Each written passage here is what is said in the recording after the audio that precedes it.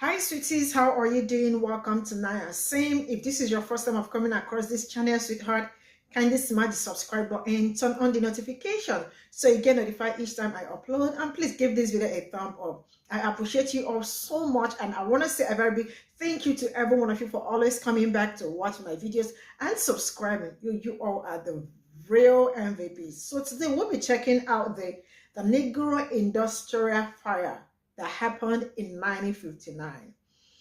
I don't know how I came across this, and I am really very sad because up to this very moment, nobody has been held accountable for this event. And why were they locked up in a dormitory? It's something that I am still asking myself, and I really do need answer. And then come to think of it, now this is that kind of history. Absolutely. It is that history they do not want to tell. It is that history they do not want anybody to know. And it is that history they are fighting for because they don't want people to know how it happened and the things they have done to Black Americans so far. You know what? Stay glued to the screen. Let me roll the clip so we'll come back to talk about it. 64 years ago, 21 Black boys perished in a fire at their Arkansas dormitory after they were locked inside. The Negro Boys Industrial School was a juvenile work farm located outside the predominantly Black town of Wrightsville, Arkansas. Black boys were sent here when they were homeless, delinquent, or were considered criminals. There was one boy who was sent there for riding a white boy's bicycle. Another one was sent there for committing a Halloween prank. Compared to white reformatory schools, the boys at the Black school were forced to live like animals. Rags for clothes, no running water, no laundry equipment. On the night of the fire, the dormitory was abandoned by staff members and locked from the outside, as it was every night. Fire was suspected to have started by faulty electrical equipment, and when it broke out, 48 boys managed to escape by climbing through windows, but 21 boys burned to death. No one was ever held truly responsible for the fire or the deaths, and the families of the deceased were given a few $100s apiece. what is a few $100s a piece or something for losing one's child? And I want to ask, to this very moment, has somebody been held accountable for that, for the murder of these kids? Like, to this very moment, is something that they have padlocked and they don't want anybody to talk about it, and still nothing has been said about it to this very moment. So it's been locked and it's been locked. How many persons? 21, and some sustained injuries. How did the fire spark? How did it happen? How did it start? And why were they padlocked? Why were they blocked out? There are so many questions I want to ask. Yeah, because I want to know. I need to know, why did all this happen? And to this very moment, nobody is being held accountable for the death of these kids. Man, there are some things that happen. I am like, it is pure hatred. It is pure wickedness. Because if you, I don't know how I don't know why or how they see Black people. They see them like they are not humans.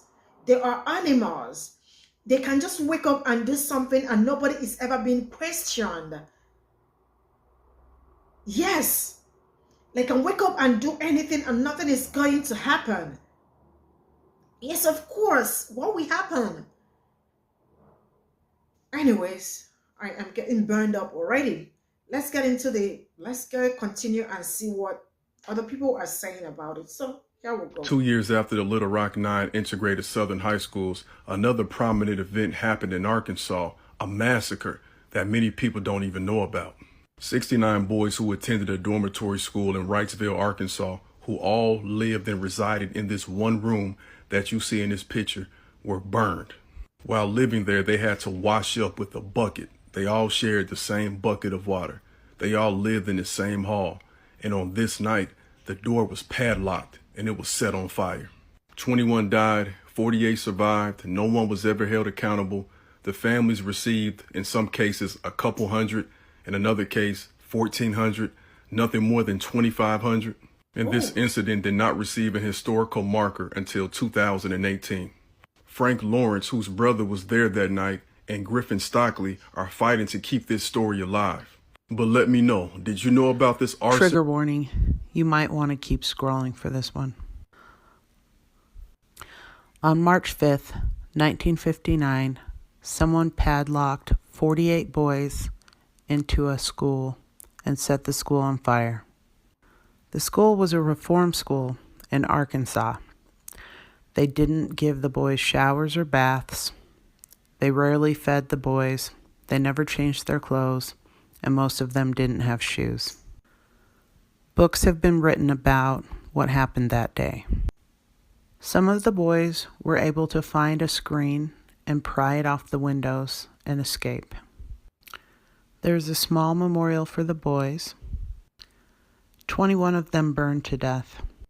A wife of one of the survivors said that her husband continued to dream about how horrific the fire was. Rest in power. I received an email regarding a Jim Crow era facility known as the Arkansas Negro Boys Industrial School. It was located in a place called Wrightsville, Arkansas. Now, a fellow named Gordon Morgan did his master's thesis on that school. He went in there and found that it wasn't a school at all, but it was a juvenile delinquent facility, and it was only working cotton farm. They had them out there picking cotton. And then he said they were walking around in rags. They hadn't had a bath in weeks. Some of them walking around in wintertime, no socks or underwear. He said the conditions there were just horrible. But he said that the worst was yet to come. In March of 1959, a fire broke out in that dormitory. And when the firefighters got there, they found 21 of those boys piled up in one corner, had burned to death. And the doors were locked from the outside. They couldn't get out. They burned to death in that dormitory. Horrible. 69 black boys were locked into a dormitory that was set on fire in 1959 in Arkansas. 21 of them didn't make it out. Let me tell you about it. I'm the young black mayor, your #1 history influencer. On March 5th, 1959 at about 4 a.m., a dorm at the Negro Boys Industrial School in Wrightsville, Arkansas either caught or was set ablaze. It held 69 black boys ages 13 to 17. The doors had been padlocked, yet 48 of them escaped, only after they were able to pry metal screens from the windows. The boys had been housed there for being orphaned, homeless, or committing petty crimes. They lived under horrible conditions with inadequate clothing, water, space to sleep, and no restroom. The governor visited just prior to the fire, but made no improvements to the conditions. This was the same governor responsible for the Little Rock 9 in 1957. 21 boys died in the fire. No one was ever charged or found negligent. This horrible tragedy was covered up. It's no coincidence there's a prison that sits at the same site today. Let's talk about it because we know history books won't. In 1959, March 5th, 63 years ago on this very day, there was an all African-American boys dormitory school in Arkansas where 69 in total boys were staying. And their dorm had a murderer or an arson put a padlock on that door and set a flame to the building. The boys were able to get out through these windows that they pried metal mesh off of to escape, but 21 lives were claimed. To this day, no one has had charges. There was barely even investigation. And those boys were there because they were either orphaned or put there by the state after committing very small crimes, such as mischief was literally one. And what is that? That's not even a legal code. But they were all there for reasons like that. And no one ever did an investigation or ever put anyone to a trial or anything. It's just a mystery that Arkansas covered up.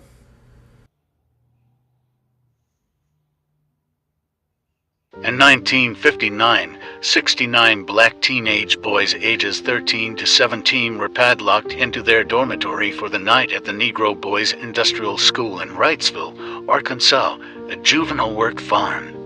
A mysterious fire occurred at night while they were sleeping. 21 of them were burned to death while 48 managed to escape by clawing the mesh metal screens from the windows. When the smoke cleared in the morning, the boys who burned to death were found piled on top of one another in the corner of the dorm. It is the worst recorded fire in Arkansas history.